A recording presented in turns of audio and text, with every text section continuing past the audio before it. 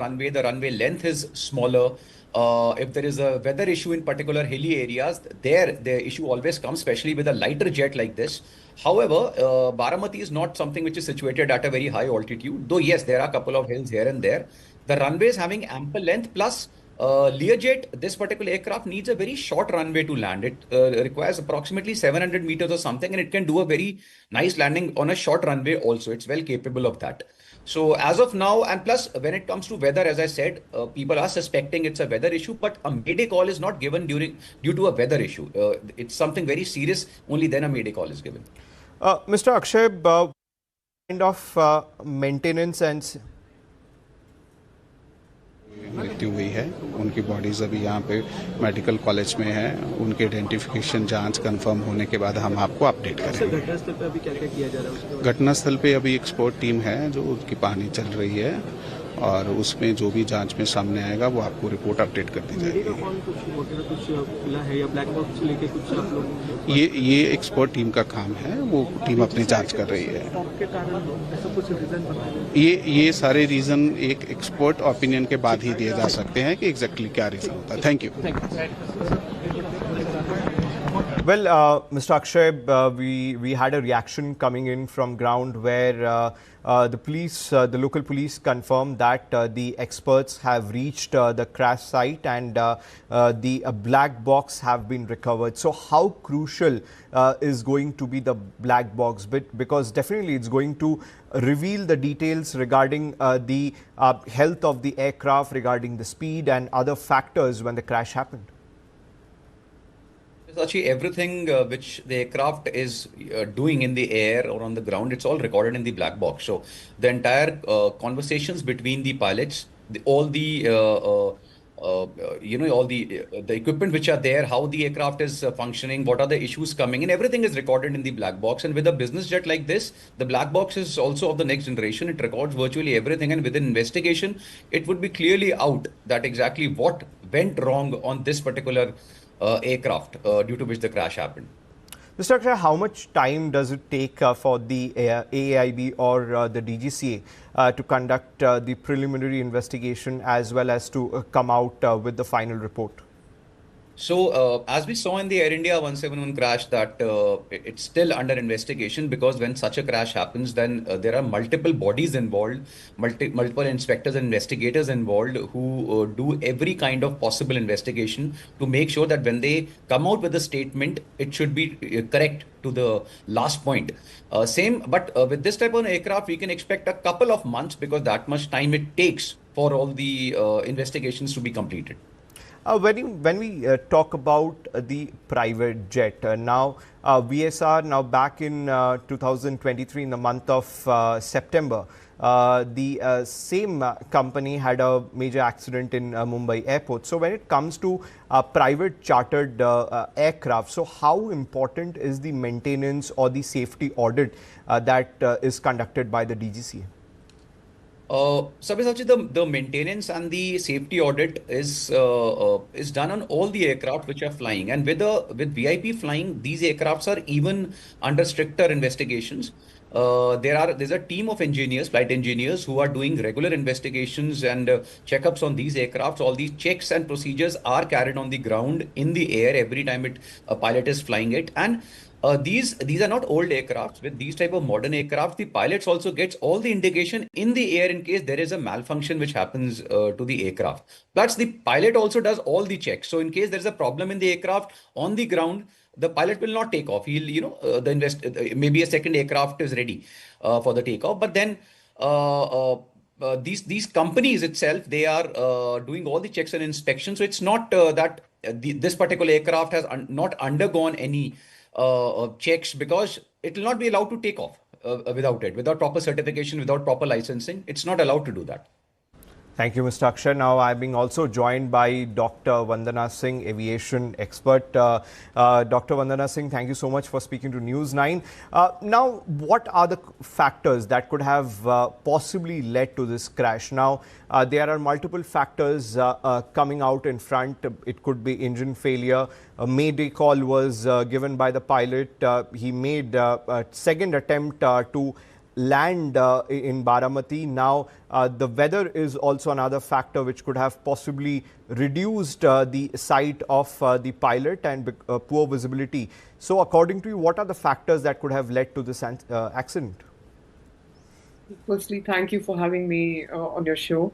What we do know so far is that the first time Karwa contacted the equipment, the pilot, on a final approach, the pilot said negative as far as visibility is concerned. This is very clear. The pilot said that negative, meaning that there is a little bit of question mark on that. However, the second approach was made, as we all know, and when the second approach was made, that the aircraft veered clear of the runway, rather far from it, and did an emergency landing and burst into flames. So the question number one is visibility first. Second, of course, when the second approach was made, there was a bit of a sunburst. So amongst the haze, the sun did come out, and the equipment, when it landed, it went into total flames. Now, obviously, at the final approach, there was definite instability of the equipment. Definitely, it veered far away from the runway as we know it. And the reason it burst into flames because it was loaded with fuel. There wasn't any such refueling facility. Mr. Ajit Pawar and the entire six-member crew, including his security personnel, the pilots, everybody perished. This aircraft was supposed to have come back to Mumbai. And the reason it went into flames, everything got charred over there. And as we speak, the black box and CVR are being recovered, goes to show what the impact did as far as the fuel is concerned. So at this point of time, 2-3 things. One is the fact that the captain said negative to the first approach, goes in tandem with the visibility. What was the visibility? Second is the wind shear factor. What was the wind shear factor at the time of approach? Could that have been one of the causes, or what could be the third cause? And of course, since it had so much fuel in it, it went into flames and no body was spared. Those are the primary factors. People are coming up, of course, with various conjectures, political parties talking about conspiracies, talking about sabotage, talking about inefficiencies and all of that. It is too speculative to talk about that because the report will take a few months to really come out with the actual cause of the air crash. But it is very clear that it was a question mark on the visibility. First approach was a negative.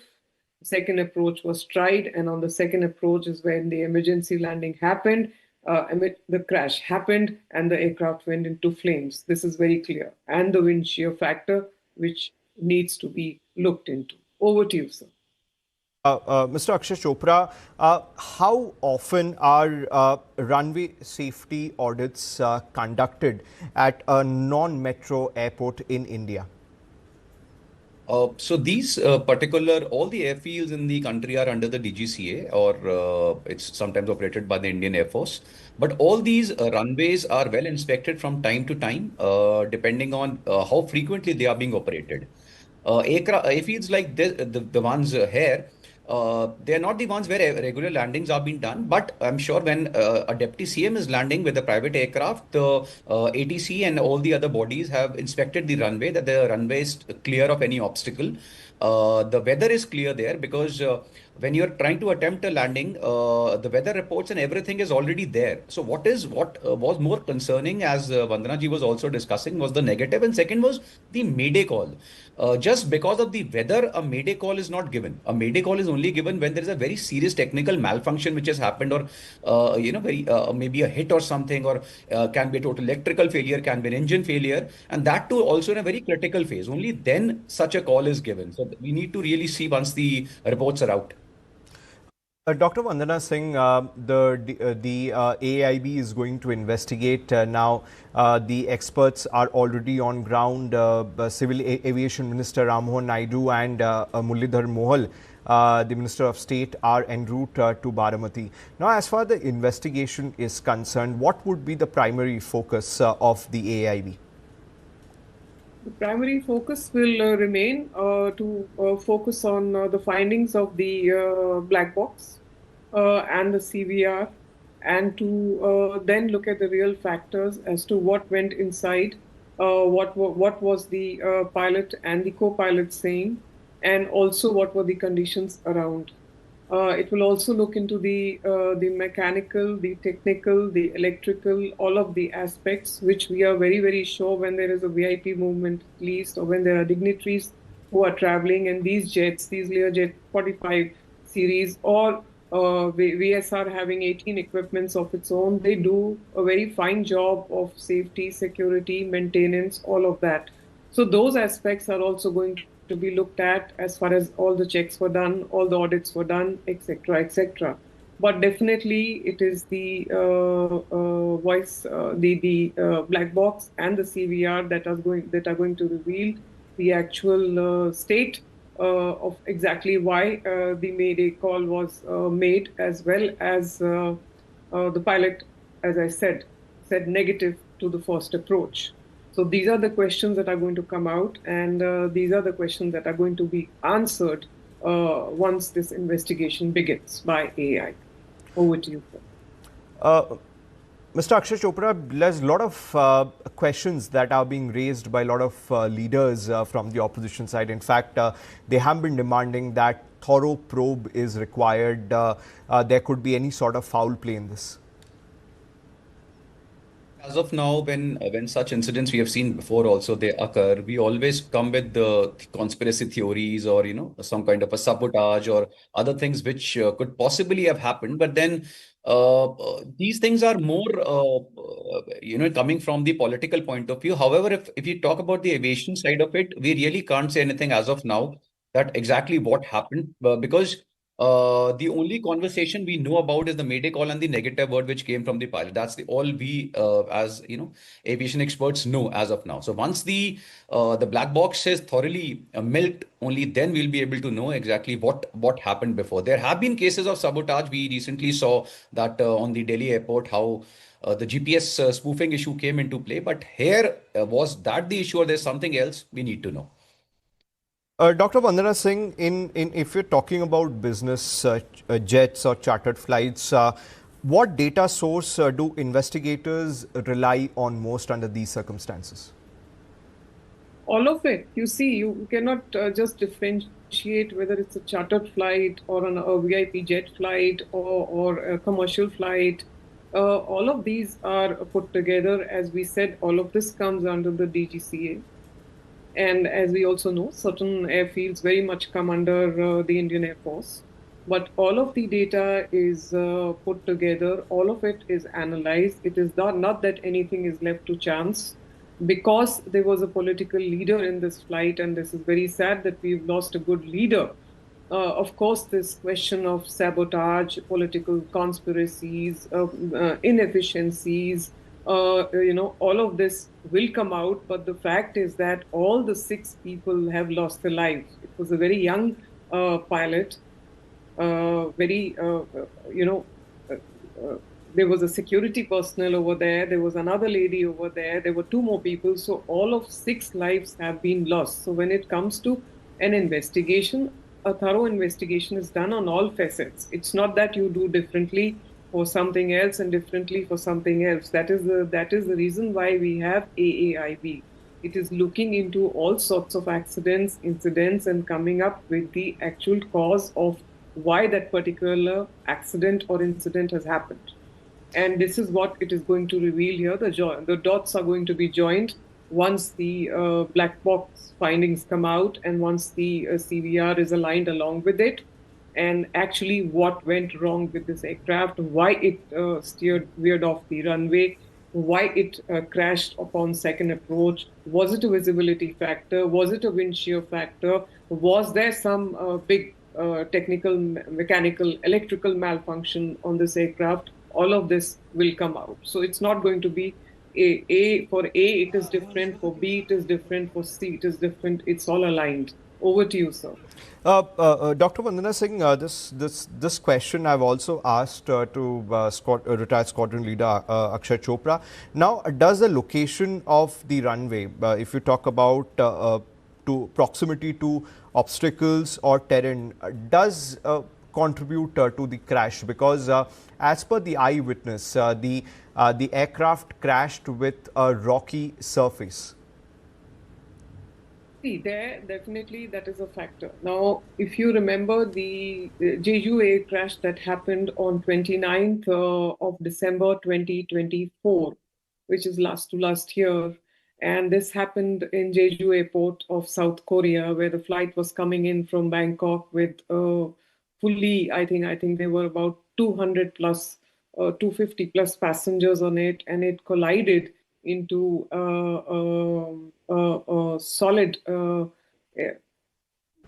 what do you call, antenna, which was supposed to be collapsible but was a solid structure, and because of which it went into flames, and nobody was spared except two crew who were sitting at the rear end of the aircraft. I think about 240 or 250 perished over there. At that time, I was with the ambassador at that location. Now, in the same way, when it comes to any sort of runway, any sort of obstacle definitely could be a reason. Now, in this case, this did not even make it on the runway. There was a mayday call. Initially, there was a negative to first approach. On the second approach, it crashed. So yes, there could have been an impact if there was something, some sort of a stony structure over there. Obviously, it would cause more, because at the end of the day, this was a smaller equipment. This was a Learjet 45, sturdy, of course. Bombardier makes this very sturdy, very robust, very efficient aircraft. But then, if there is a structure or an obstruction on ground, and it's not even gone on the runway, then there will be a problem. And the problem will be because of the structure. Over to you, sir. Okay, Dr. Vandana Singh, thank you so much. And also, thanks to retired squadron leader Akshay Chopra for sharing the inputs on this tragic incident. Now, viewers, it's a wrap from my end. Keep watching News 9.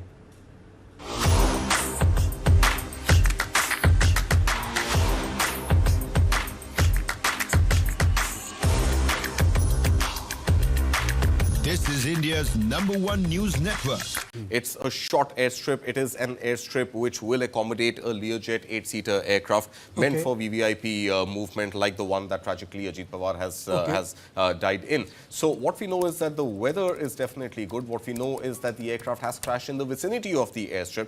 But what visuals are telling us is that the aircraft did not make it to the runway and has incidentally gone down in a field in the vicinity, potentially just falling short of the runway and crashing in the vicinity of the runway in a field. So that is what we know at the moment. You understand these things. Let me tell you what the Baramati airport is, and we'll be putting out these graphics very soon. See, Baramati Airport is primarily a regional airstrip. Regional connectivity. Used for general aviation small body and aircraft. pilot training. Absolutely. Is located in Maharashtra with 1,770 meter long, which is 5,800 feet by 30 meter wide runway, 11/29, Karthik. Right. Now, it is owned by MIDC and operated by Reliance Airport Development Group, featuring an advisory tower, 100 meter into 75 meter apron and basic amenities.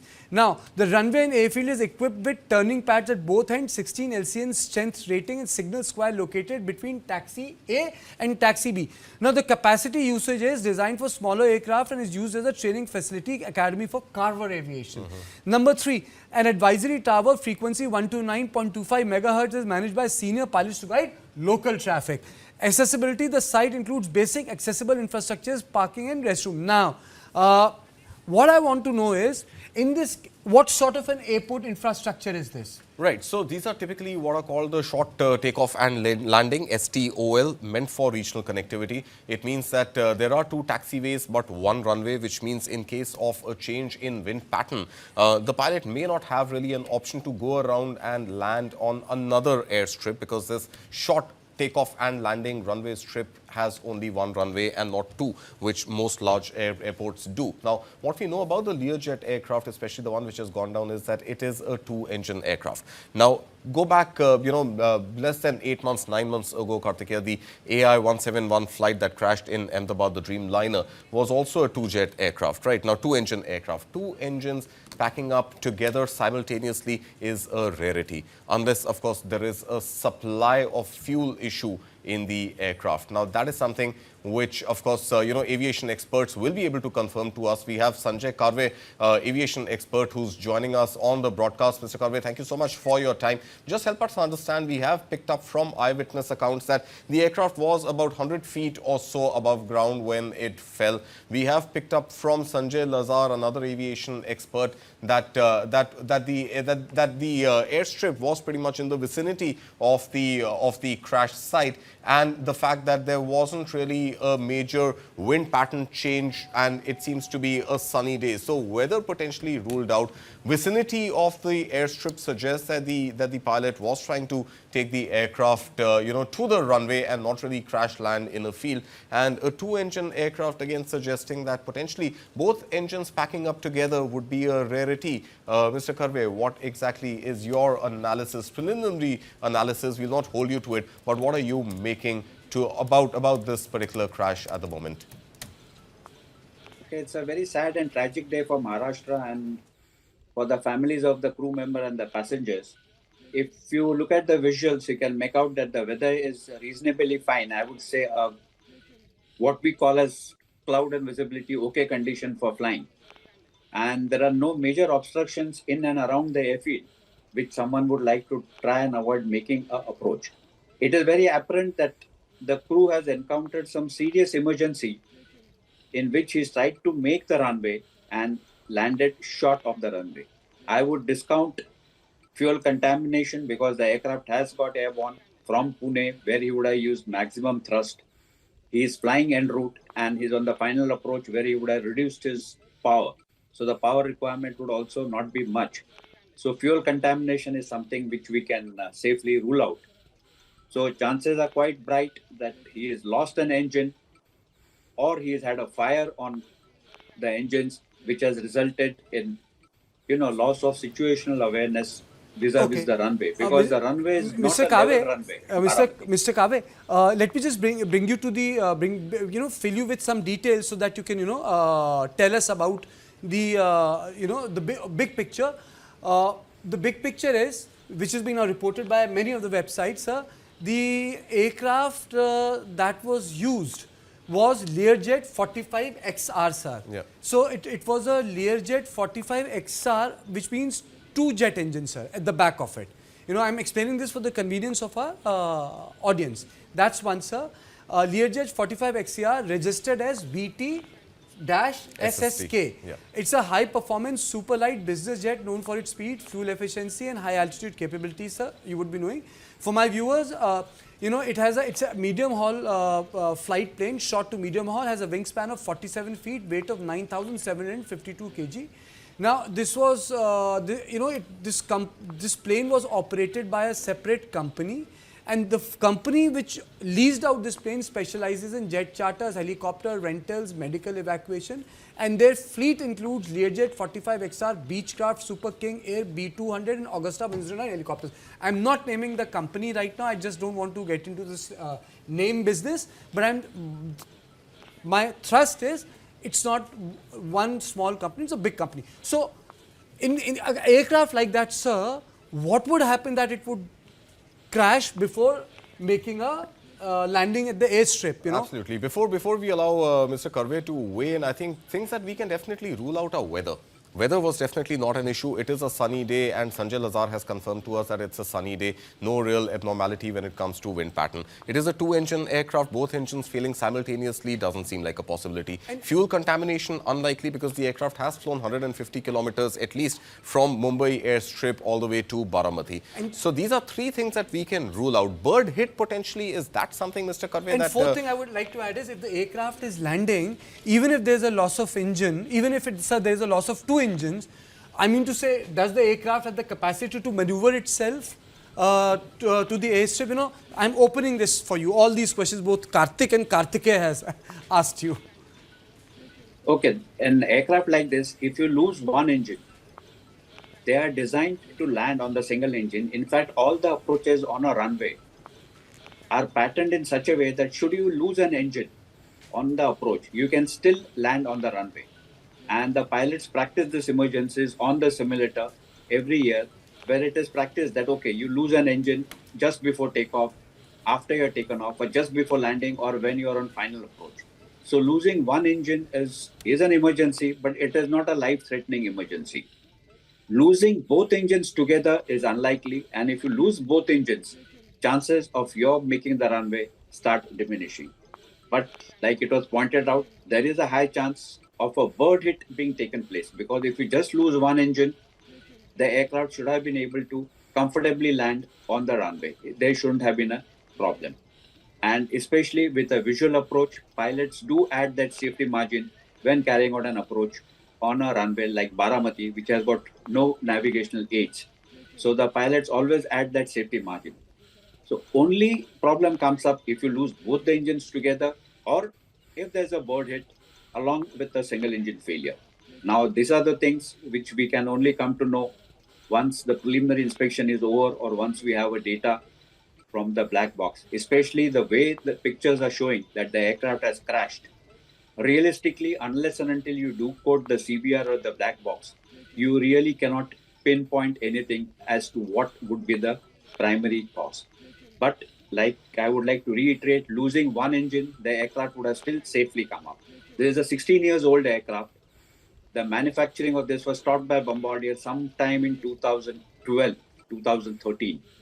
So support may have been a technical support, or spare support may have been an issue, but which we are not certain. I'll And just, with regular audits by Mr. Karve, DGCA, I would discount that. I'll just fill in one more data point to you, sir. One more data point, and that data point is, sir, that the crash, you know, it was not far away from the airport, sir.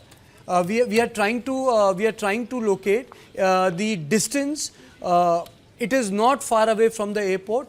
You know, when we are accessing the Google points, sir, it is just showing that it was within that within a very close vicinity of the airport that the crash had taken place. It was not far off. Absolutely. It was not far off. Right in the vicinity, and in fact, the aircraft reportedly was in finals, because eyewitness account has also told us that the aircraft was flying steady at about 100 feet or so, approaching the airstrip. And in fact, Sanjay Lazar also confirmed to us some time back that that he himself is just 10 kilometers away from the crash site. But we also know for a fact that the aircraft was pretty much on finals, coming in to land at the airstrip, but not making it and really putting the aircraft down in the field. Mr. Lazar, a lot of websites are saying that when it was approaching the airstrip in Baramati, however, it suddenly veered off the airstrip. You know, it veered off. You know, it was coming on the airstrip. It veered off the airstrip, and it landed on the field. Potential wind pattern disruption a possibility, Mr. Karve? Is that something that that could be a cause for, in its finals, the aircraft coming down, but a sudden change in the wind pattern, making the pilot veer off the flight path and potentially not having enough thrust to recover from that maneuver? No, Baramati is not known to have such drastic change of wind patterns. And if we talk of wind shear, the aircraft would not veer off. The aircraft would sink in a wind shear. If there is a sudden change of wind, what we call as a wind shear, which is a very dangerous phenomenon, the aircraft would sink. But like it has been pointed out that the aircraft veered off the final approach in the last 100, 150 feet. That's what I'm trying to say, that the crew was definitely aiming for the runway. They were on the correct approach and alignment to make it for the runway. And if the aircraft has veered off to one side on short finals or something, they have lost an engine and probable bird hit, which has just say a minute, sir. Sir, please hold it. I'm also joined by Mr. Milind Devra, MP from Rajya Sabha. Thank you, Milind, for joining us. Sir, your opening comments on passing away of Maharashtra Deputy Chief Minister Ajit Pawar. No, I'm firstly still in shock. I'm very sad to hear about this. At a personal level, he's someone I knew for many years from our days in Congress before the NCP split. He's someone who knew my family. My father knew him. He knew my father. It's very sad because he was a very well organized, very able administrator, a very integral part of the Maharashtra government, and to lose him suddenly, in a very untimely way, in a very tragic way, is obviously very unfortunate. And I just pray for his family. I pray for his supporters. I'm 100% certain that it will be a big loss for the state government, for Maharashtra's politics. Can you tell us about the time you had with Mr. Ajit Pawar and the sort of politics he practiced, sir? He was a very hardworking, well-organized, able administrator. I've had many experiences with him, not so much in during this tenure as Deputy Chief Minister, but in the past when he was a minister, when he was Deputy Chief Minister earlier. He was someone, if you went to him with a public work, public demand, his ability to cut through the chase, get it done, follow it up, was quite extraordinary, was quite unique. But to me, more than that, he was a very affable politician. He was someone who, even during difficult times, dealt with things in a light-hearted way. And that, I think, is a unique skill to have in a profession, a dog-eat-dog profession like us. I'm Karthikeya from studio. Before I let go of you, since you have been both sides of the aisle, I mean to say, how would you remember Ajit Pawar? I know it's a very it's a question I wouldn't have asked, but needlessly. I would remember him personally as someone who was a helpful, organized, hardworking, affable, accessible administrator. That's how I would remember him. I think I would certainly remember him as an asset to any government that he was a part of. That's my personal way of remembering him. I would say personally and professionally. Thank you, Mr. Devra, for joining us. Milind Devras, who was member of Lok Sabha for 2 terms. He's member of Raj Sabha, former union minister, who was with us on the phone line. He was telling us about Ajit Pawar. My panel continues to be with me. It's a day of horror. I must say that on one hand, Ajit Pawar has passed away and the horrific avalanche has taken place in Sonmarg. We really don't know what sort of casualties have taken place there. Big avalanche has taken place there. But nonetheless, let me go back to the story right now. India has lost an important son, politician. Let me go across to Mr. Karve. So, if you're there with me, sir. Mr. Karve, are you there? Yes, I am there with you. Okay. Now, sir, I would just like to add to what Mr. Devra said. I have flown with him for 19 years when I was with the government of Maharashtra. Okay. Okay, a very able administrator, and one quality which I think all politicians all over the world should take from him is stickler of time. When he gives you a time, he actually means it, which is unlike any other politician. When he says 6 o'clock in the morning or 4 o'clock in the afternoon, he means 6 o'clock and 4 o'clock, and he is always there. Be it a meeting or be it a takeoff or be it his appointment with someone. That was something which was very unlikely and very unusual for an Indian politician. Absolutely, sir. There's also a little bit of an update. I know. This is the nature of the breaking news. Mr. Karve, you had been with us. This is the nature of the breaking news. A couple of websites are reporting that it's not adjacent to the airstrip. They're saying it's roughly 2 to 3 kilometers off the airstrip, sir. Yeah, that's quite possible. See, when the aircraft is on an approach, when he comes on top of the runway, any aircraft, if you watch carefully, he would be about 200 to 250 feet at the beginning of the runway. So if the aircraft has crashed before it, he would be at least a kilometer. The aircraft travels at 150 knots on a final approach. That is close to 300 kilometers.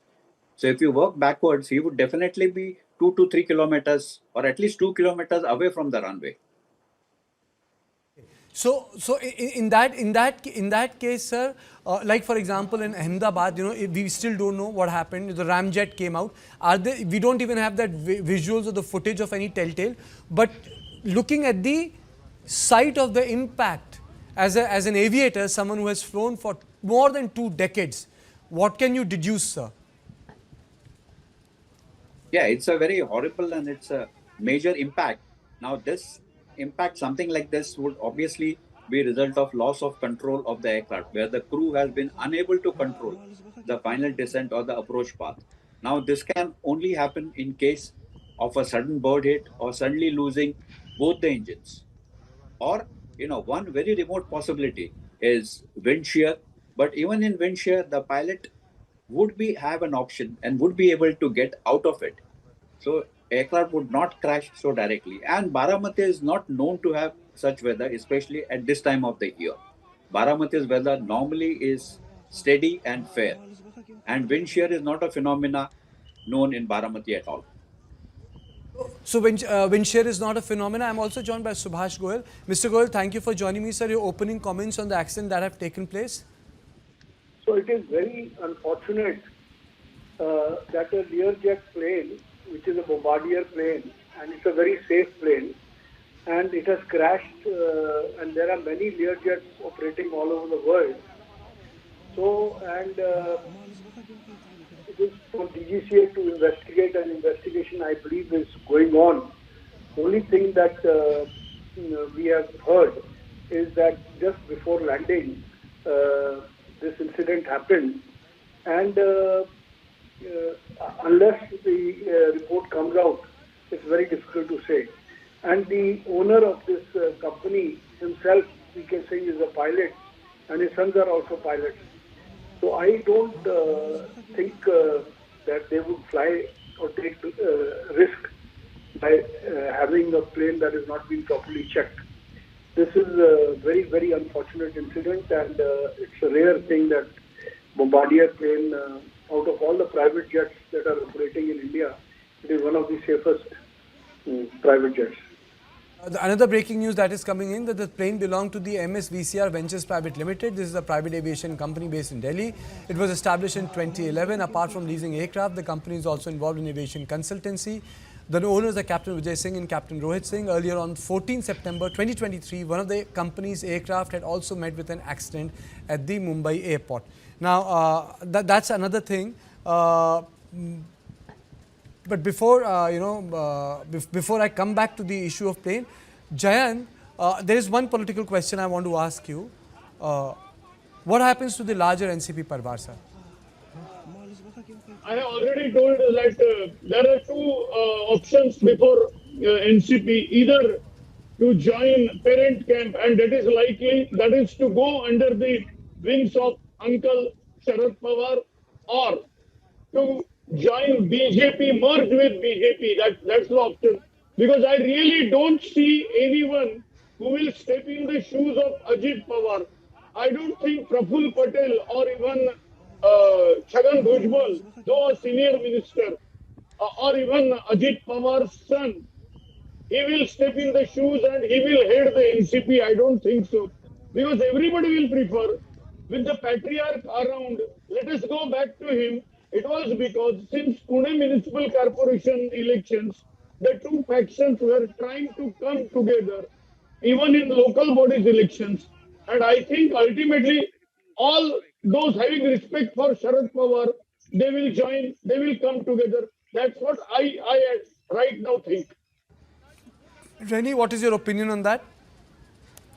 Well, Karthikeya, the fact of the matter is, as I stated earlier to your near namesake Karthik Malhotra as well, that for the NCP, Chhagan Bhujbal would obviously stand out as the one OBC leader in the NCP that was led by the late Ajit Dada Pawar. However, what happens next would be very, very dependent on how the Mahayuti alliance reconciles to the loss of Ajit Dada. So, whether we like it or not, the whole Mahayuti going forward from here has to be something. That is why a cabinet meeting has urgently been called. That is where Chief Minister Devendra Fadnavis and Shiv Sena Deputy Chief Minister Eknath Shinde, along with the NCP ministers and the cabinet, must be imminently or already meeting currently to discuss how they take the political situation further. So it's still earlier days to understand that, like Jayant pointed out, in the Pune and the Pimpri-Chinchwad civic corporation elections, the biggest civic corporations after the Brahan Mumbai Municipal Corporation of Mumbai City, Ajit Pawar and Sharad Pawar had tied up, although they were two distinct. I'll just like you to stop for a moment. Let me just cut across to Sanjay Raut. आपण पाहतो दिलखुलास रोखठोक कार्यकर्त्यांना हवा असा वाटणारा नेता, त्यांच्या जाण्यानं महाराष्ट्रावर दुःखाचा डोंगर कोसळलेला आहे. त्यांचं बोलणं, त्यांच्या कामाची पद्धत, त्यांची प्रशासनावरची पकड, या सगळ्या गोष्टी महाराष्ट्राच्या मनात कायम राहतील. बारामती आणि त्यांचं एक नातं होतं आणि त्याच बारामतीमध्ये त्यांना मृत्यू यावा हा एक विचित्र योगायोग आहे. श्रद्धांजली त्यांना कधी व्हावी लागेल असं कधी मनात आलं. Joined by Sushil Kumar Shinde, the former Union Home Minister of India. Shinde ji, it's a very sad day. I'm Kartikeya from Newsroom. Sir, your opening comments on Ajit Pawar, sir. अभी मैंने सुबह सुबह TV खोला तो अजीत पवार जी की मृत्यु की घटना मालूम हो गई. एक महाराष्ट्र का बड़ा नेता, जो उभरता हुआ नेता और करेजस नेता, उसकी मृत्यु हो गई है. इसके मुझे संवेदना व्यक्त करता हूँ. और वो मैं जब मुख्यमंत्री था तभी मेरे मंत्री परिषद में भी थे, वो थे और वो अच्छा काम करते थे. एक गुड एडमिनिस्ट्रेशन का कंट्रोल था एडमिनिस्ट्रेशन पर, और जो भी निर्णय लेते क्विक निर्णय लेते.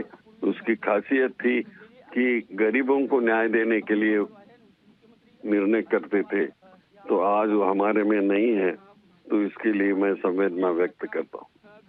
जी, अजीत पवार की पॉलिटिक्स कैसी थी? वो तो आपके मंत्रिमंडल में भी थे, आपके अनुज थे, और बहुत सारे महाराष्ट्र के नेता आपके अनुज रहे. बहुत सारे लोगों ने आपके अंडर काम किया, जिसमें अजीत पवार भी थे. तो किस तरह की पॉलिटिक्स थी उनकी? कैसे आपके साथ काम किया उन्होंने? नहीं, वो बड़े सोशल थे, एडमिनिस्ट्रेशन में बड़े अच्छे पक्के थे. और उनके बारे में कुछ बताइए. आपको रिपोर्ट किया उन्होंने, आपके साथ काम किया आप जब मुख्यमंत्री थे शिंदे जी. बहुत अच्छा काम करते थे. कुछ भी काम उनको मिलता था, दिया जाता था, तो बड़े गौर से उसे देखते थे और खुल के सब अधिकारियों के साथ वो बात करते थे. और जो समाज की रचना के लिए बहुत उपयुक्त काम होगा, उसके लिए बहुत मदद करते थे. Thank you, Sushil Kumar Shinde ji, former Union Home Minister, former Governor of Andhra Pradesh, former Chief Minister of Maharashtra, someone who had an illustrious career within the UPA and the Congress party. Rene, you were trying to make a point, and then I'll go back to the issue of investigation. Rene. Yeah. So, like I said, for the NCP, the whole move ahead in politics of Maharashtra is now on the absolute cusp of great disruption.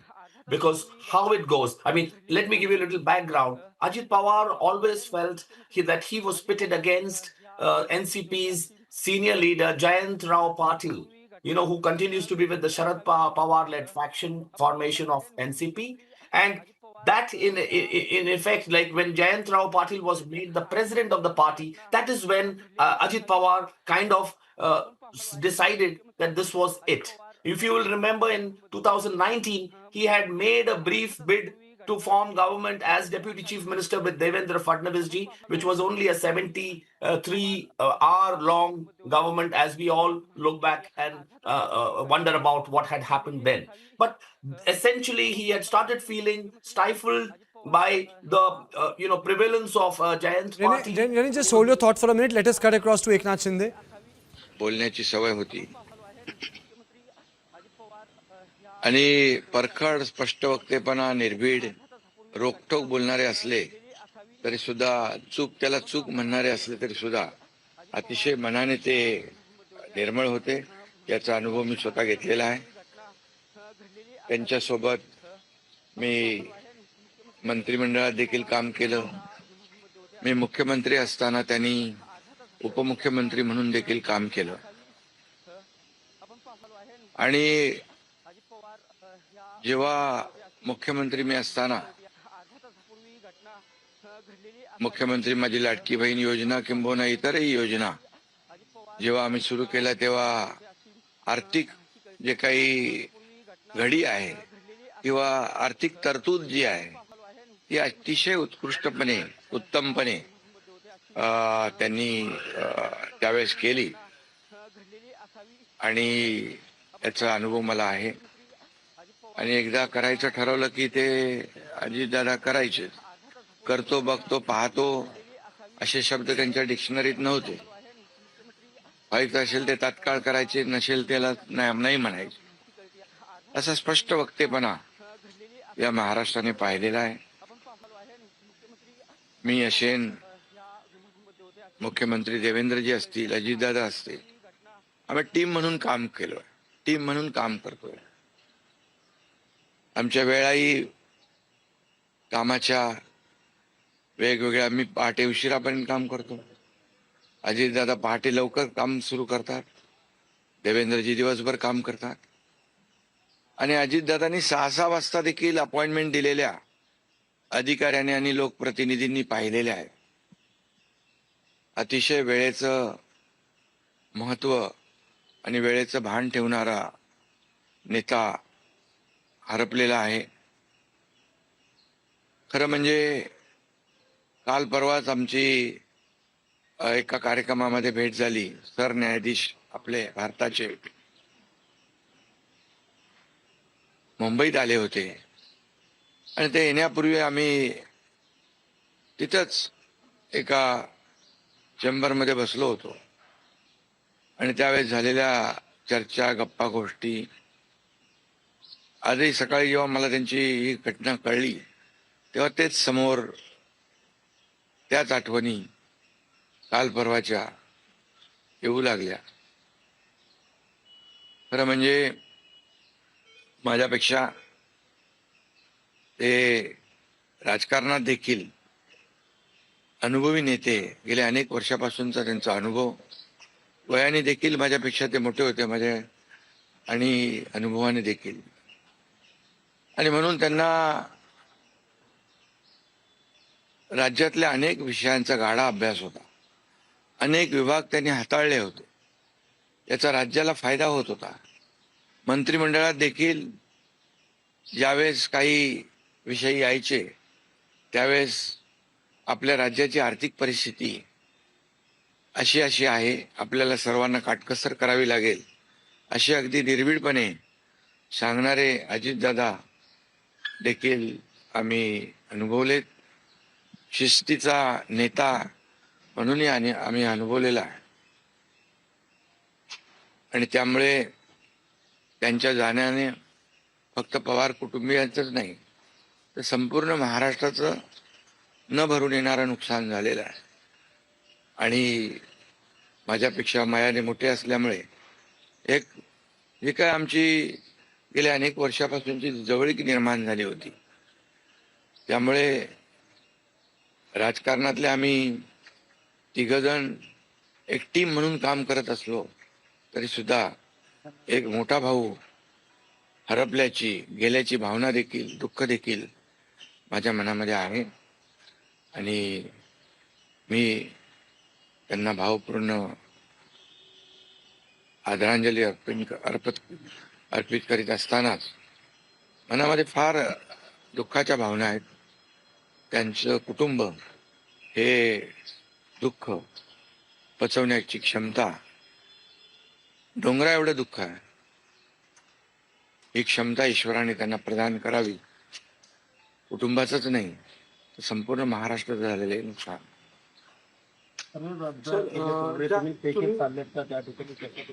हा, मी आणि मुख्यमंत्री देखील आम्ही जातो आहे.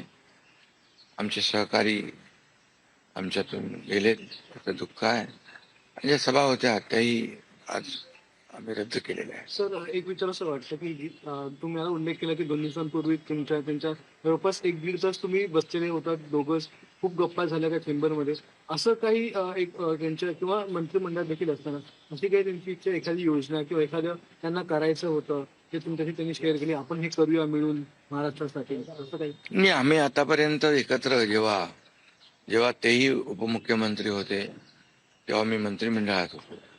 मी मुख्यमंत्री असतानाही उपमुख्यमंत्री होते. आता देवेंद्रजी मुख्यमंत्री आहेत. आम्ही जे काही निर्णय आम्ही घ्यायचो ते निर्णय मिळूनच घ्यायचो आणि मग एकदा एखादी सूचना आली की मग त्याला तिघांनी बळ देऊन ते पूर्ण करायचं. अजितदादा देखील एकदा कधी कधी असंही म्हणायचे की आता आपली जी काही अर्थव्यवस्था महाराष्ट्राची आहे, काही नवीन योजना केल्यामुळे आपल्याला काटकसर करावी लागेल, पण जेव्हा काही निर्णय आपल्याला घ्यावेच लागतील त्यावेळेस मात्र ते मागे हटत नव्हते आणि याचा अनुभव देखील आम्ही घेतलेला आहे. न भरून निघणारे पोकळी सातारा असेल, पश्चिम महाराष्ट्र या ठिकाणी देखील कशा प्रकारची तुम्ही पोकळी भरून काढणार आहे? नाही, यामध्ये साताराच नाही आहे, तर त्यांचं जे असलेलं जे काही ज्ञान आहे, त्यांचा जो काही अनुभव आहे हा महाराष्ट्रासाठी होता आणि त्या अनेक विभागांचे त्यांनी प्रतिनिधित्व केल्यामुळे मला वाटतं फार मोठं नुकसान झालेलं आहे. I'm also joined by my colleague Sabyasachi. Sabyasachi, what are the initial observations that are coming out in terms of investigation, because the impact seems to be very, very hard? Well, that's right. See, I've been speaking with the DGC officials, and the DGC officials tell me, as per the sources, as far the preliminary investigation is concerned. Now, the DGCA says that as per the sources, based on the initial investigation, which suggests that the aircraft flew into very thick fog over Pune district and the Baramati area. Now, because of poor visibility, which caused the plane to lose direction while flying over a hilly region, and as per the sources, the aircraft later crashed into a rocky surface. Now, the DGCA says that this is what, as far as the preliminary investigation is concerned. Now, they have also taken the black box. They have recovered the black box from the spot, and they have sent it for further investigation. Meanwhile, the DGCA says that they have taken photographs of the crash site, and they would initiate a proper investigation as to determine what was the speed and what was the nature of the crash. Meanwhile, the DGCA says that they have already started a probe into this matter. Meanwhile, from the sources, we are learning that back in 2023, in the month of September itself, this particular company, VSR, one of the private chartered flight also had a major accident in the Mumbai airport. So the DGCA says that all these information will be extremely crucial as far as the investigation is concerned. But based on the preliminary investigation so far, the DGCA says that because of the dense fog in that region, the plane, because of low visibility, the plane lost its sight and later crashed into a rocky surface. There are a lot of reports that are coming in. For example, multiple reports are saying, eyewitnesses saying that when the aircraft was heading towards the runway, it suddenly veered off the landing path. Then secondly, people are saying that they heard a strange noise coming from the aircraft while it was landing. Third, if you look at the impact of the aircraft, it means that it has, something disastrous happened in the last 5 minutes. I don't want to get into those whole issue of human or technical. Let the investigation speak on that. But a lot of pilots who came on the show, they were saying that there is no wind factor in Baramati, Sabyasachi. They're saying there is no wind factor in Baramati. Well, that's right. See, the DGCA says that while landing, the aircraft face some trouble. Now, if you see the pictures of the crash site, now the DGCA says that because of the aircraft, because of low visibility, the aircraft lost its sighting, and while landing, it crashed into a rocky surface, and that's clearly tells about the crash site. And now, if you look at the visuals, the debris was spread completely all across the area, and the DGCA says that they have retrieved the black box. As per the DGCA, they are maintaining. You continue to stay with me. Let us put these visuals full screen. Let us put these visuals full screen. I'm joined by Captain C.S. Randhawa, aviation expert in the President Federation of the Indian Pilot. Mr. Randhawa, if you look at these visuals, the site of the impact, sir, what do you make out? See, from the visuals, what I've seen on the television, firstly, it is very close to the threshold. It's in the undershoot area, where the debris is all over spread. So Undershoot area, there sir? are two undershoot area just before the runway. That is undershoot area. Okay, there's a little patch of the runway which is unsurfaced and which is, with sand and all that. So we call that undershoot, and overshoot is where the beyond the runway area, soft ground is there. So this has crashed before the threshold. Now the TV has been showing on the threshold. Now there are two possibilities. One is the visibility. If the visibility was poor, and it's a VFR airfield, that's a visual flight it has to do, there no instrument landing over there. So if visibility was low, he could have mistook the runway and aircraft would have lost control and crashed. Or the aircraft has had fire. So the only two possibilities at that stage for the aircraft to have crashed, because one is visibility, that he's lost control and he could have crashed, or second is he could have may have had fire on one of the engines. But fire on one of the engines, it can't be so fast that the aircraft has gone and crashed, because with one engine failure, this will not occur at that stage.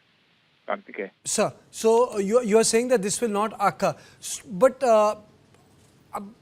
what do you think would allow for a plane with two jet engines to crash like that, sir? For example, even if there is a cataclysmic failure of both engines, does this aircraft is capable of creating a glide, sir? Yeah. It was so near to the runway, it could glide, and it could, with two engine failure also, it could have made to the runway. Because to the runway. We don't know exactly that how far this aircraft has crashed. Okay, this is only on the TV we are seeing the debris is spread all over, but it is before the runway. It is not at threshold, because the news which is being given in the TV is threshold. It's not the threshold. Threshold means it's almost come on the runway, because the runway starts on the threshold. The lines are there, big lines. So that is the start of the runway. So this is before that. He's hit a rocky surface and all. So most probably the visibility could have been low that time, and he should have gone around in case he's not seen the runway, and he's lost track for some time. He's lost the runway and could have crashed because of that. A lot of people would like to know, because this is happening in wake of Ahmedabad. Ahmedabad was a huge disaster. Certain telltale features were there. For example, the entire ramjet thing came out. People spoke about it. But in this case, we understand, as outsiders to this aviation industry, that landing is a tough job. It's not an easy job. But with modern avionics, do you see that the pilots can lose sight of it? Like most of the airports do have the capacity to guide pilots in with Cat 1, Cat 2, Cat 3, Cat 4 capabilities, sir. There is no instrument landing system at Baramati. It's a visual airfield. So in a visual airfield, you need 5 kilometers of visibility. So I don't know what was the visibility, because nothing is being told, that what was the visibility. If the visibility was poor, then there's most likely chances that he's lost, for some time he's lost the sight of the runway, and he could have crashed in that little rocky area there before the runway. So he could have crashed there. Okay, because there's a little small, it's not even a hillock, it's a small undulated land. Okay, so it is quite evident, because even if you lose one engine was on fire, he could have made it to the runway. right? So it can't be fire, right? And what I speculate is that most probably that he's lost sight of the runway because of the visibility conditions. He should have not continued. So we don't know what is the visibility. So this is all speculation.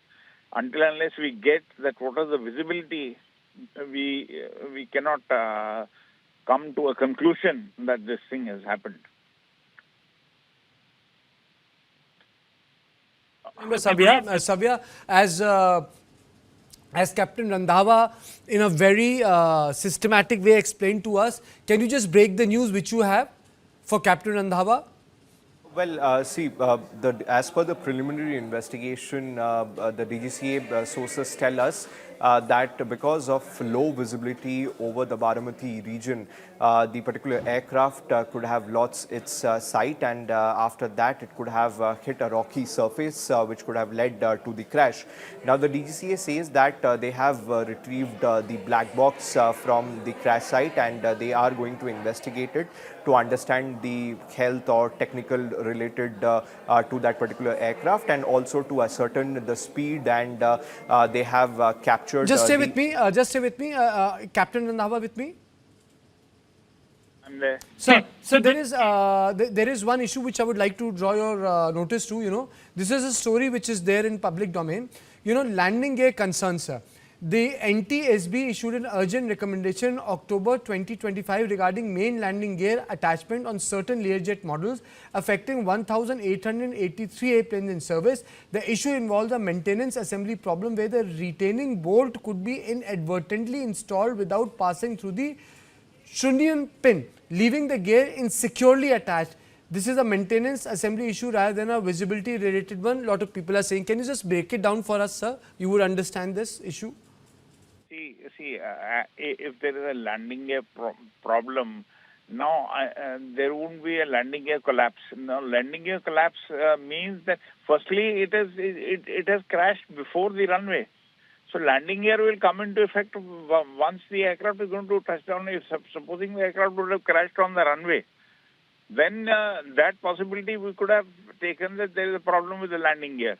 This has happened before the runway, So how can landing gear be an issue? Landing gear cannot be an issue. It cannot be an issue. These are VFR airfields. So VFR airfields, there are two flying clubs are there, Redbird and Carver Aviation. Okay, they operate from Baramati, right? So most of these flying training organizations, they are located on airfields which have got no aids available, like the landing instrument landing system, the VOR. So they have to do a visual approach. Now, for visual approach, the visibility has to be 5 kilometers. Now, in case the visibility is 5 kilometers, there is no question of a crash. Okay, so you are saying it's not a landing gear issue. Please, Sabyasachi, please bring us up to date on your breaking news. And then I'll come to you, Rene. Please just wait with me. I know you have been very, very patient. Sabyasachi and then Rene. See, what we are learning from the preliminary investigation by the DGC is that the crash could have possibly happened because of dense fog in the region of Baramati and Pune. And because of the dense fog, the aircraft could have faced poor visibility, and that could have led to loss of sighting. And after that, the aircraft crashed into a rocky surface, and that happened right before the airstrip. So that clearly answers a lot of questions. And meanwhile, the DGCA says that the detailed investigation will take place. The DGCA, in fact, have taken photographs of the crash site. They have taken photographs of the debris. They have also retrieved the black box to ascertain the health of the aircraft, and also they say that every possible angle will be investigated by the DGCA, but they mainly point out towards the poor visibility and dense fog in the area, because of which the aircraft could have lost its sighting, and that could have resulted into the aircraft crashing into a rocky surface. Absolutely, and these are the visuals we are getting from the hospital where the body has been taken. The politicians are reaching Baramati. It's a very tough moment for the NCP. Rennie, you wanted to come in, please, Rennie. You had very relevantly cited the Ahmedabad crash in the context of today's, Learjet crash that has taken place, where we've lost Ajit Pawar. Now, I had occasion as in the wake of the Ahmedabad crash, particularly since there was a lot of pilot error being bandied about by not only the Air India management, but also foreign aviation experts who came into the news domain of Indian news channels. Now, I spoke to some senior civil officials at that time, and I was told two things. One, that there was a deliberate misinterpret happening on the last conversation by the pilots that was recorded in their cockpit and their communication to the air traffic control at Ahmedabad before right after the plane off and crashing. So that was very crucial, though it was trying to be misinterpreted as in the co-pilot error took place. Now that was settled. And this is the most crucial thing I want to cite here, Kartikeya. The RCA data. That is what that senior expert I spoke to told me. Rennie, please wait. Instead of jumping the gun, we prefer to wait for the root cause analysis data to become available. And as you will note, Kartikeya, this was submitted to the Supreme Court of India. And in the case where Captain Sabharwal's father had moved the court to, exonerate and, remove the tarnish that was being placed upon Captain Sabharwal by terming the Ahmedabad crash as a pilot error, the Supreme Court, which had the RCA data, in open court, told Mr. Sabharwal that this much we can tell you that your son was not at all responsible. There was no pilot error. So the RCA report, the root cause analysis report, is what is going to finally, though it will not happen in an instant, in a jiffy, it will take a total, deep dive into and these are all set norms. So one, the communication between the pilot and any last communication before the crash would be crucial. The black box is already there, and the mechanical aspects will be very clear after that. But the root cause analysis will finally hit the nail on what exactly went wrong, just as it did in the Ahmedabad crash. So there is no ambiguity about the Ahmedabad crash not having been a pilot error. The RCA report is available with the Supreme Court, although it's not been made public. So there you are. This is what I wanted to bring in here, and it will be very crucial to know what exactly resulted in the, like you pointed out yourself, there is never a weather condition that can be cited in Baramati. I mean, I myself have visited the place. It's a brilliant landscape, and there was no such evidence of dense fog. Although, in the approach to Baramati, there must have been heavy fog and things like that. But I think that more clarity will emerge as we carry on this. I think there's a breaking news that is coming in. I'm also joined by Captain Wadia, founder president of the Federation of Indian Pilots. Sir, thank you so much for joining me. This is the full freight breaking we are doing. Pilot noticed a technical problem. He took a second approach to Baramati, and crash happened attempting a second approach. And pilot had made a mayday call, sir. So that's the second aspect which we have learned. Pilot requested permission for emergency landing. So that's very important. Your opening comments, sir, because keeping in mind you must have seen the visuals of the impact, which was huge. Captain Wadia. Absolutely. The impact was huge, but there is not enough evidence that is coming out right now. There is indication that there was stick shakers coming out. I don't know who monitored the stick shaker. Maybe it was heard by the ATC. Maybe some people said that the aircraft veered slightly to the right. So if there was an engine failure, the pilot would have transmitted it to the air traffic controller. So we are not sure exactly what went wrong with the problem to the aircraft today. But when more evidence comes in and more information comes in, we will know exactly what happened. But all the evidence which is being indicated right now, for example, that the undercarriage had some problems, that wouldn't make the aircraft crash outside the airfield itself. So these are preliminary evidences which are coming in, which need more evaluation, more evidence, information to come in, and then we'll have a clearer picture as to what could have gone wrong in this aircraft. Sir, depending on this, the make of this aircraft, What do you think can prompt such an emergency situation when it had already done its 95% of the journey, sir? Yes, it was in the process of landing, and I believe he went round because the visibility was not very good. Though the pictures which are from Bara, which from the morning I've been seeing, are not too bad visibility, but may have been not enough for the pilot to land and see the runway. So he went round and made a second approach. And during the second approach, what went wrong, whether it was some engine failure, whether he stalled the aircraft, or whether the visibility was still bad and he couldn't see the runway at all, we don't know at this point in time. When more evidence emerges, we will have a clearer picture. Absolutely, sir. But in your assessment, sir, it's a twin-engine aircraft. A lot of people were saying that this was an area where the crash happened was just before the runway. Do you think that the crash was because of inability of the pilot to get a clear sight of the runway? It is very common for most of the media people to blame the pilot when he's not. No, I'm not blaming the pilot. I'm not blaming the pilot.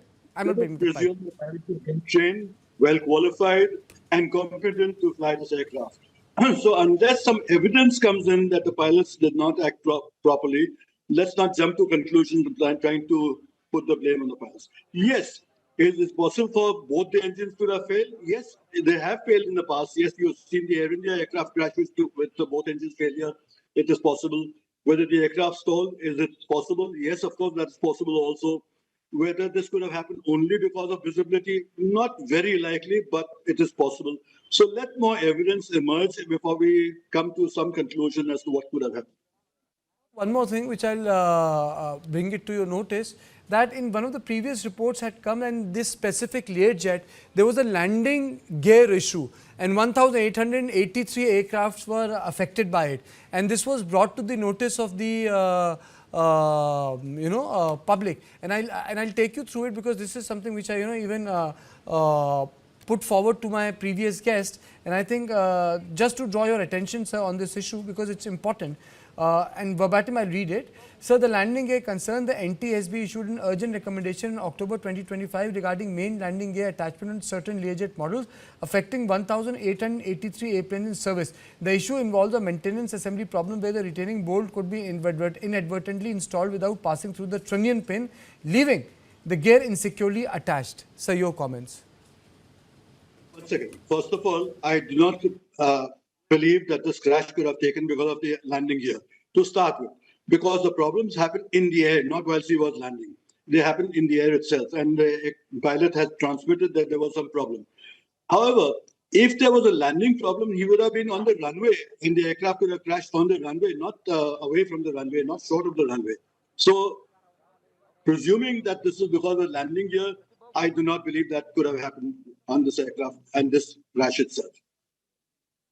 Just take you to the ground zero. Stay with me, sir. A lot of people are emotionally responding. Obviously, he was a big leader. Let me just cut across to the ground to the hospital.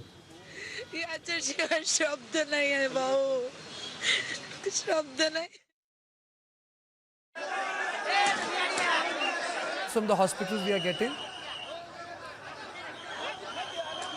These are the visuals from the hospital that we are getting. Leaders are flying to Baramati. They're moving. They're going to Baramati. The last rites will be performed in the hometown of Ajit Pawar. Ajit Pawar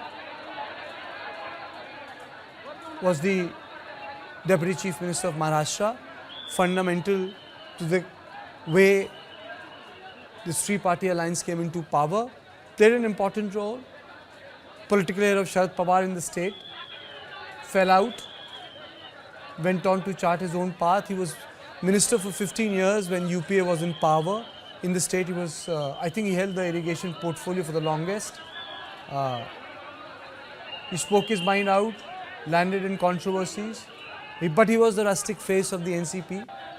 He was the leader. He was the leader. Now, the larger issue with the NCP would be what they need to do, because this tragedy has happened at a point of time at a point of time when the merger was supposed to take place. So Raini, just to speak politically, what happens now? I'm sorry, I missed the last part, Kartiki. Speaking politically. Hello. What happens, Raini? Yeah, Kartikeya, like as I cited even earlier, in the Nationalist Congress Party, when it was undivided, it was a clear fact that Ajit Dada Pawar was the number 2 leader in the party, with Supriya Sule and his political roles clearly demarcated. So Supriya Sule was designated for a national level role as a Lok Sabha uh, member of parliament, whereas Ajit Pawar very clearly himself delineated it and restricted himself to the state of Maharashtra. Obviously, his aspirations were always to become the chief minister someday, after having been chief minister at least 10 years. And the other important thing about him was the finance department. When the NCP came into trouble in 2004 over the then finance minister Jayant Rao Patil, and the whole consolidated debt burden of Maharashtra having ballooned up, which he sought to deny. Kartikeya, I remember this, and Sharad Pawar was so conscious about the fact that the finance department has to be helmed by somebody who cannot be questioned about the veracity of his statements, that he handed over the finance department to Ajit Pawar. No, and he made a distinction for himself, having delivered several budgets of Maharashtra since 2004.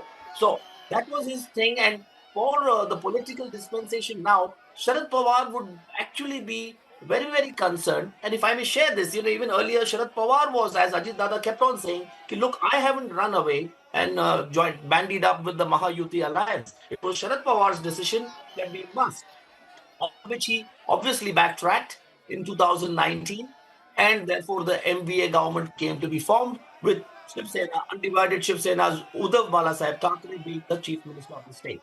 So Ajit Pawar was clear when he said, listen, I kept the word that Sharad Pawar had made about allying with the BJP.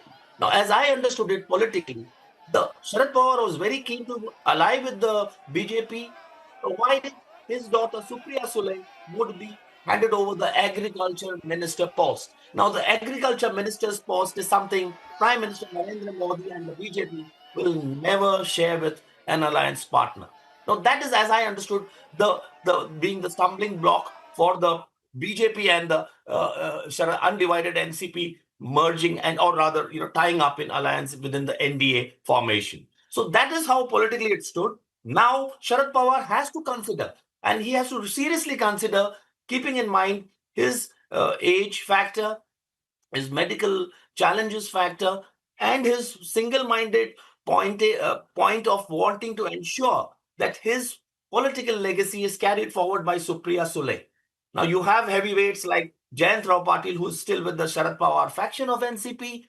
You have Chhagan Bhujbal, who's with the Ajit Dada faction, who's also a taller than tall leader, not just in Maharashtra, but also as an OBC leader, where he was trying to project himself on the national front earlier. This was before he was arrested and spent close to 2 years in jail in the first tenure of the BJP NDA government in India. So that began in 2014. So for Pawar, I would say that he must and he should try to merge the two NCP factions, make a pragmatic approach with the BJP if he wants to be in power, or decide to merge and become a credible opposition in Maharashtra, because today's Maharashtra lacks a strong opposition political formation, as we know. So these are the two options that Sharad Pawar Sr. must certainly be considering, whether he needs to now merge and join up with the Mahayuti alliance, or whether he wants to become known as the credible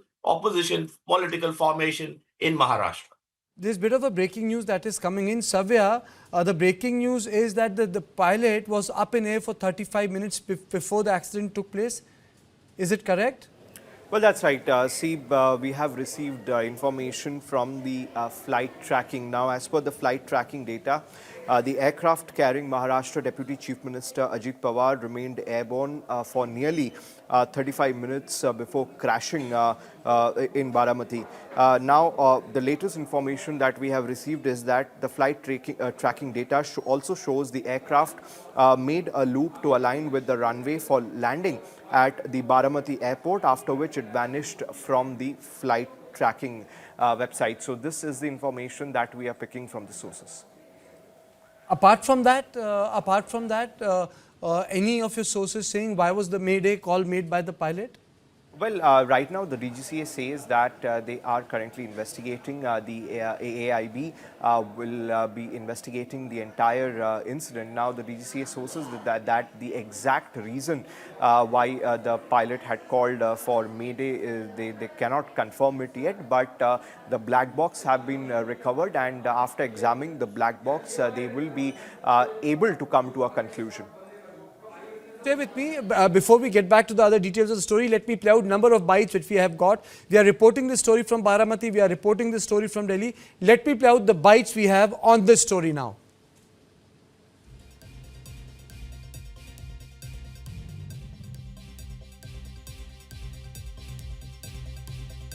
आज महाराष्ट्र के लिए एक काला दिन कहूँ, एक दुर्भाग्यपूर्ण घटना कहूँ, एक दुखद घटना कहूँ, ऐसी घटना जो हर एक के एक दिल को दुखाने वाली घटना आज महाराष्ट्र में घटी है। हमारे सहयोगी अजीत दादा पवार जी का प्लेन एक्सीडेंट में दुर्दैवी मृत्यु हुई है। ये हमारे लिए बहुत ही बेहद दुखद है और महाराष्ट्र के लिए भी दुखद है, उनके परिवार के लिए तो बहुत ही दुखद है। और अजीत दादा एक स्पष्ट वक्ता के रूप में जाने जाते थे, एक रोक टोक बोलने वाले, देखता हूँ करता हूँ ऐसे शब्द उनके डिक्शनरी में नहीं थे। जो होना है वो तुरंत करते थे, जो नहीं होना है उसे साफ ना कहते थे, लेकिन वो कड़े शब्दों में कहते भी, लेकिन मन के बहुत अच्छे थे। महाराष्ट्र के राजनीति का बड़ा सितारा हमने गंवाया है।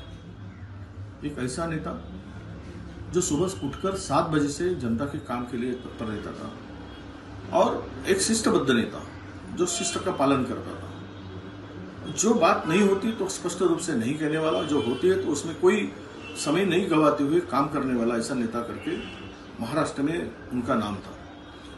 इससे भी आगे बढ़कर अजित पवार एक ऐसे नेता के रूप में सामने आए थे जो कि महाराष्ट्र के राजनीति में उनका नाम लिए बगैर राजनीति आगे नहीं बढ़ती थी, ऐसे रूप में थे। राष्ट्रवादी पवार साहब के बाद में पवार फैमिली को शरद पवार साहब ने महाराष्ट्र का जितना नाम ऊंचा किया था उसको आगे बरकरार रखने का काम भी अजित दादा ने किया है। ये बहुत बड़ी हानि है, ऐसा मैं समझता हूँ महाराष्ट्र की राजनीति की। आज हम सब शोक में हैं, समझ नहीं आ रहा है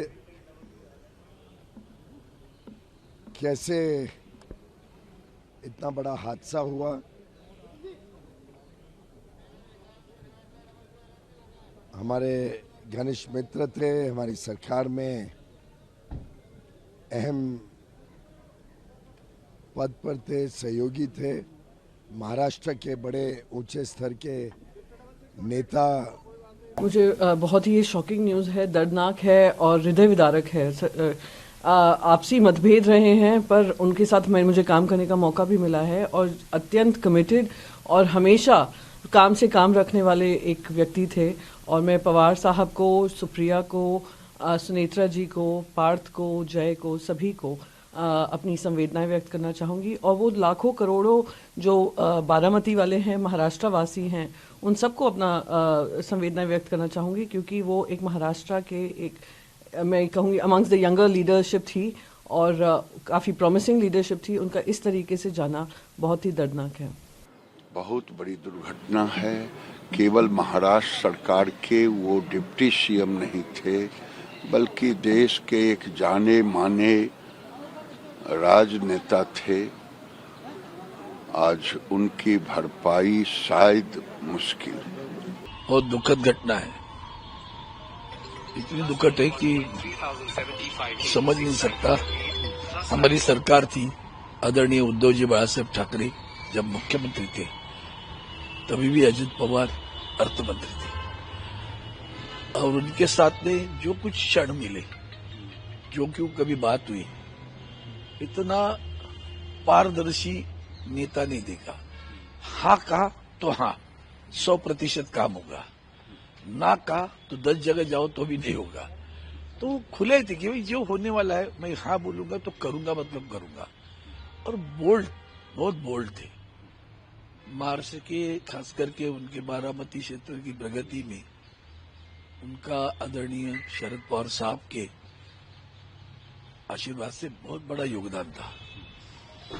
पूरा पवार परिवार आज व्यतीत होगा। हम उनके दुख में सहयोगी और भावपूर्ण श्रद्धांजलि व्यक्त करते हैं।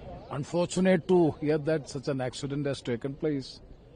We are not aware of the whereabouts, what has happened, how it has happened, nothing is known for the time being. So let us wait for the report and see what has actually happened.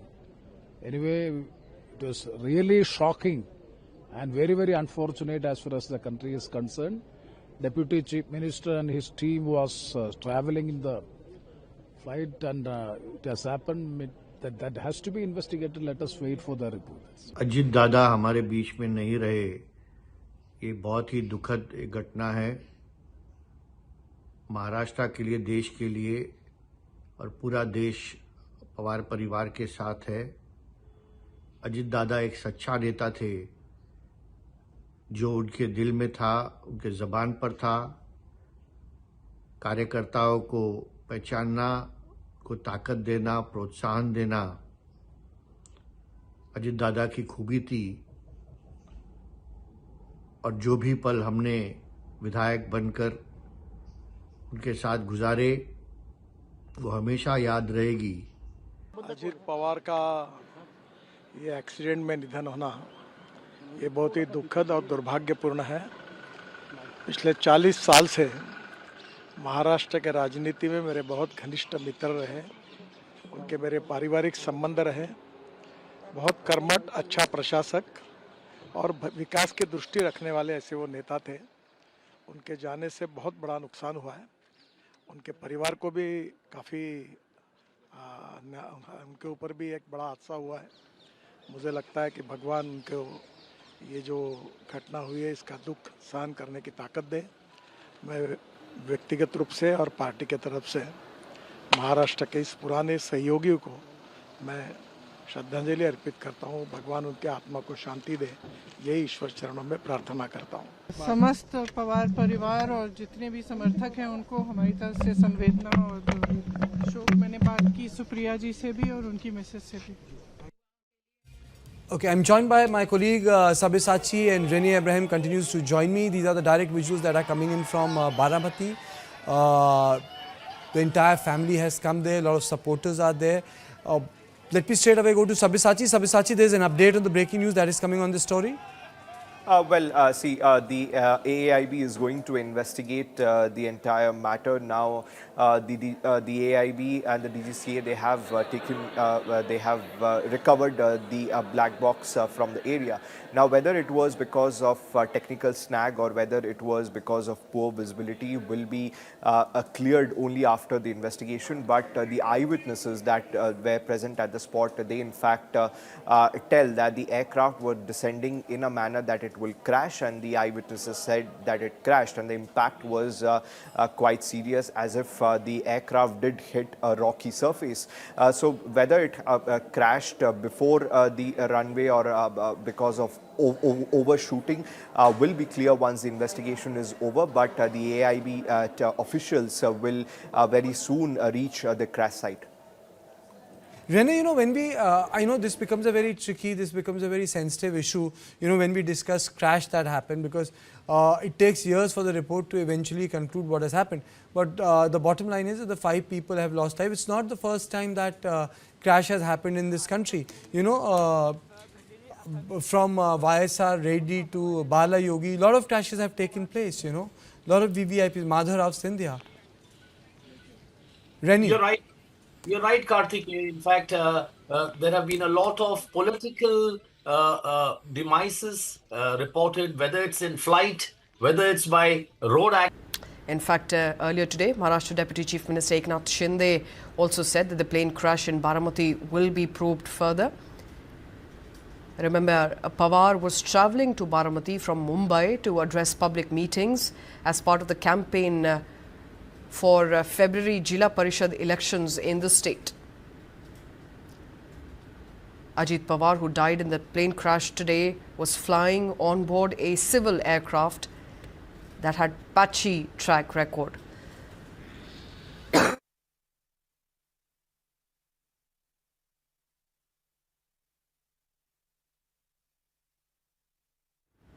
A Learjet 45 model with the registration VTSSK. It crashed in Baramati at 8:45 in the morning. In fact, attention has now turned to a 2023 aviation accident involving the same aircraft model, which was a Bombardier Learjet 45 XR. And as I mentioned, the state is in mourning, and so are the people. This accident has sent a wave of grief and shock across the length and breadth of the country. Maharashtra के राजनीति का बड़ा सितारा हमने गंवाया है। एक ऐसा नेता जो सुबह उठकर 7 बजे से जनता के काम के लिए तत्पर रहता था, और एक शिष्टबद्ध नेता जो शिष्ट का पालन करता था। जो बात नहीं होती तो स्पष्ट रूप से नहीं कहने वाला, जो होती है तो उसमें कोई समय नहीं गवाते हुए काम करने वाला ऐसा नेता करके महाराष्ट्र में उनका नाम था। इससे भी आगे बढ़कर अजित पवार एक ऐसे नेता के रूप में सामने आए थे जो कि महाराष्ट्र के राजनीति में उनका नाम लिए बगैर राजनीति आगे नहीं बढ़ती थी, ऐसे रूप में थे। राष्ट्रवादी पवार साहब के बाद में पवार फैमिली को शरद पवार साहब ने महाराष्ट्र का जितना नाम ऊंचा किया था उसको आगे बरकरार रखने का काम भी अजित दादा ने किया है। ये बहुत बड़ी हानि है ऐसा मैं समझता हूँ महाराष्ट्र की राजनीति की। आज हम सब शोक में हैं, समझ नहीं आ रहा है कैसे इतना बड़ा हादसा हुआ।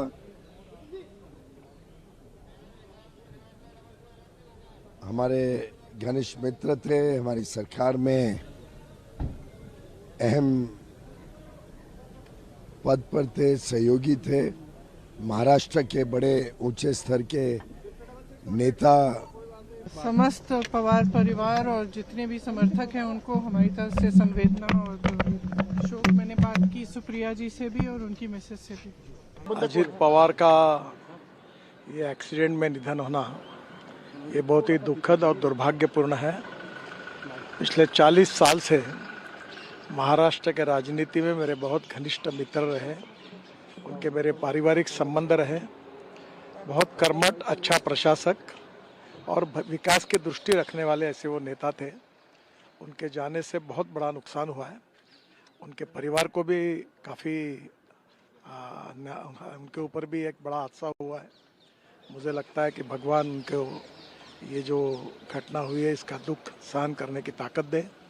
मैं व्यक्तिगत रूप से और पार्टी के तरफ से महाराष्ट्र के इस पुराने सहयोगियों को मैं श्रद्धांजलि अर्पित करता हूँ। भगवान उनके आत्मा को शांति दे, यही ईश्वर चरणों में प्रार्थना करता हूँ। मुझे बहुत ही शॉकिंग न्यूज़ है, दर्दनाक है और हृदय विदारक है। आपसी मतभेद रहे हैं पर उनके साथ मुझे काम करने का मौका भी मिला है और अत्यंत कमिटेड और हमेशा काम से काम रखने वाले एक व्यक्ति थे।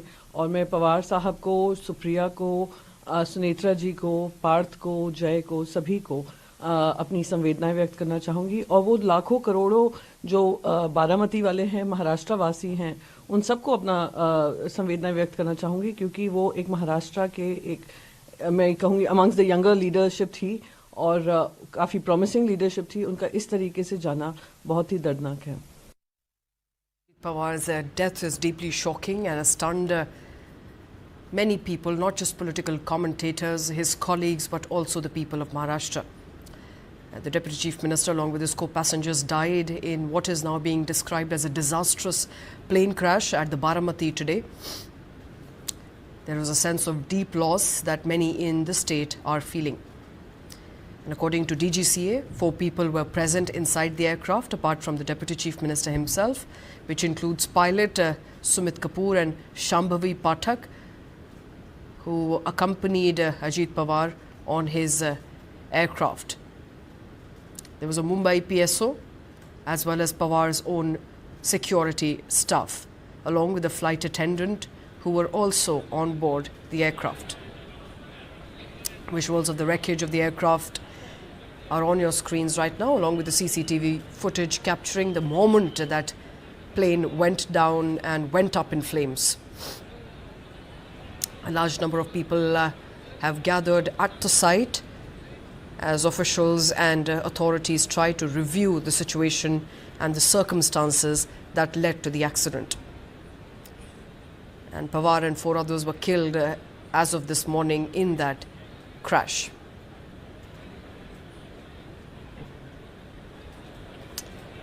And along with his state colleagues, President Draupadi Murmu has also condoled the death of Maharashtra Deputy Chief Minister and NCP leader Ajit Pawar. She took to social media platform to write that the death of several people, including Maharashtra's Deputy Chief Minister in a plane crash, is extremely tragic. It's an irreparable loss for the state. He will always be remembered for his contribution to the development of Maharashtra, especially in cooperative sector. And condolences have poured in from across party lines, including the leader of opposition in Lok Sabha, Rahul Gandhi, who also took to social media to express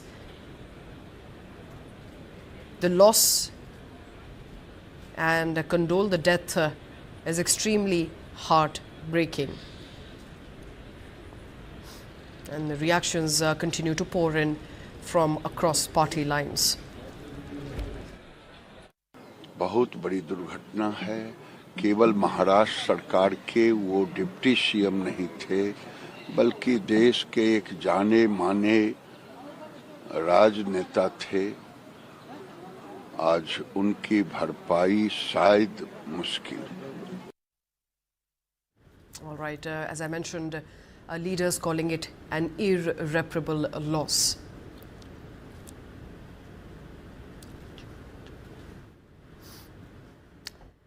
And as reactions continue to pour in, DGCA, as I mentioned earlier, has also ordered an inquiry in the matter.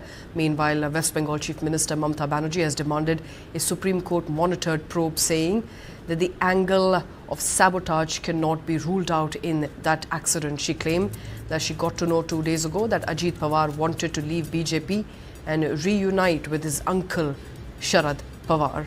All right, a big allegation there by Mamata Banerjee, suggesting that the plane that went down today carrying Ajit Pawar could be a sabotage.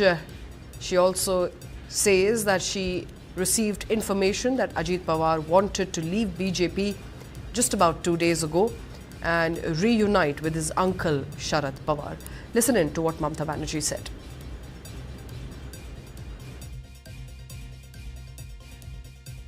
Deputy Chief Minister, he died today morning in a plane crash. I'm really shocked to see the news. There is no safety and security of the people of this country. Even the political leaders, I do not know what is the fate of the opposition political parties, but he was very much with the ruling party. But before few days ago, I came to know that from social network that somebody from other party, they gave a statement that Ajit Pawar is willing to leave the BJP. And now what happened today, I need proper investigation under the supervision of Supreme Court. Only we have the trust on Supreme Court, no other agency. All the agencies are being totally purchased. And really it's a great loss for the country. Maybe he's from the opposition. Now he's from the opposition. But tomorrow he's supposed to join the original force of their party. My condolences to the family. Right, West Bengal Chief Minister Mamata Banerjee there making some very strong allegation that the angle of sabotage cannot be ruled out as far as Deputy Chief Minister of Maharashtra Ajit Pawar's death is concerned. She suggests further that he was planning to leave the BJP. She got to know it through social media posts. She's not giving out her sources yet. She's saying that it was social media that made her aware that Ajit Pawar was in fact hoping to leave the BJP and go back to his uncle Sharad Pawar, and so therefore suggesting that that could have resulted in Ajit Pawar's plane, aircraft being sabotaged, also suggesting that there was a motive behind his death. And that, of course, is a conspiracy theory for now, but she's asking for Supreme Court monitored probe in the matter, saying that she does not believe any other agency will do justice in the matter.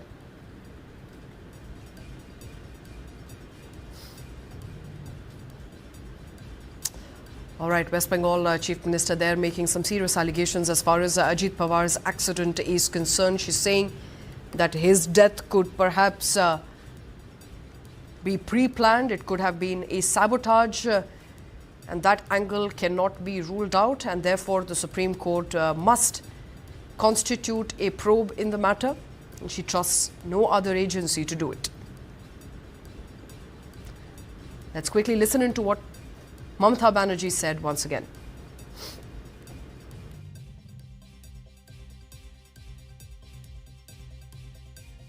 Deputy Chief Minister,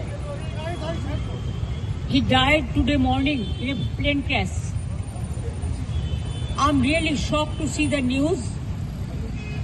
There is no safety and security of the people of this country.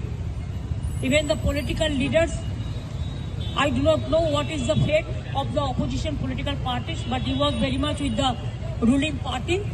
But before few days ago, I came to know that from social network that somebody from other party, they gave a statement that Ajit Pawar is willing to leave the BJP.